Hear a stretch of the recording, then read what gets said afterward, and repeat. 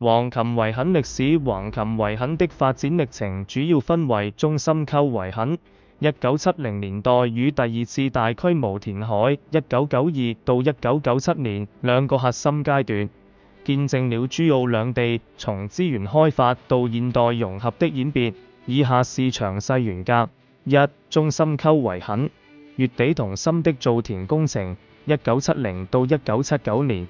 一、背景與緣起。橫琴島原由大橫琴島與小橫琴島兩座相鄰島嶼組成，兩島之間夾住一片約64平方公里的灘塗，每逢潮漲便成汪洋，潮退荒蕪泥地，土地資源極為分散。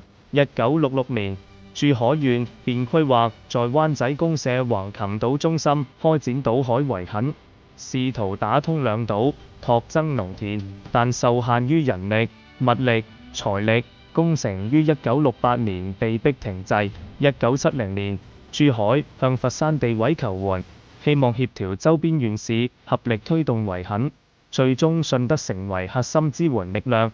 二、工程推進歷程。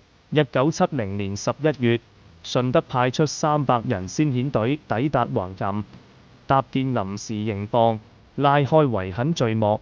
同年12月底，順德杏壇、勒流、龍崗、均安、樂從5大公社的3000多名民兵陸續趕到，全員投入施工。1971到1972年，率先推動西堤圍築工程，經過2年苦戰，西堤順利合龍，成功圈出第一片可開墾土地。1973到1979年，在西堤基礎上，順德民兵協助珠海完成東堤圍築，並展開引淡、排鹹、挖塘等後續水利建設，將中深溝的鹹鹹灘塗逐步改造為桑基魚塘與農田。三、成果與協議。中深溝圍墾區最終形成19360畝，約1289平方公里的陸地。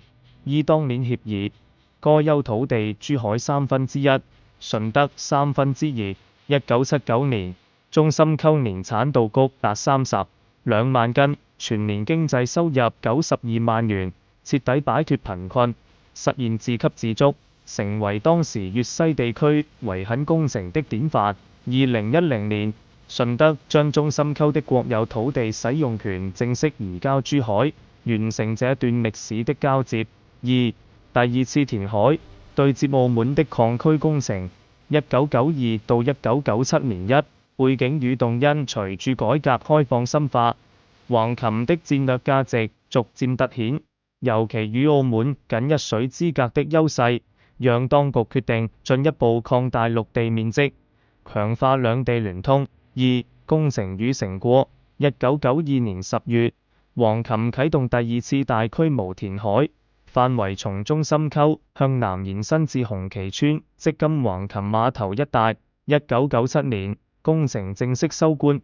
此次填海大幅擴張了橫琴島的陸地面積，最終形成約106平方公里的完整島嶼，並將橫琴與澳門的直線距離縮短至200米以內。這次圍墾不僅奠定了現代橫琴的版圖基礎，更為後續粵澳合作開發橫琴、建設橫琴粵澳深度合作區創造了關鍵的空間條件。三、歷史意義。一、資源轉化，將荒蕪的鹹灘塗轉化為可耕可養的農漁用地，解決了當地糧食與生計問題，是新中國華南沿海圍墾的經典案例。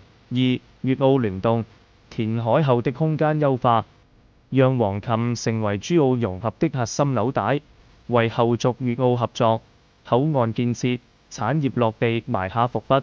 三、時代印記，既體現了上世紀70年代粵地民眾團結務實的奮鬥精神，也見證了新時代粵澳共建大灣區的歷史跨越。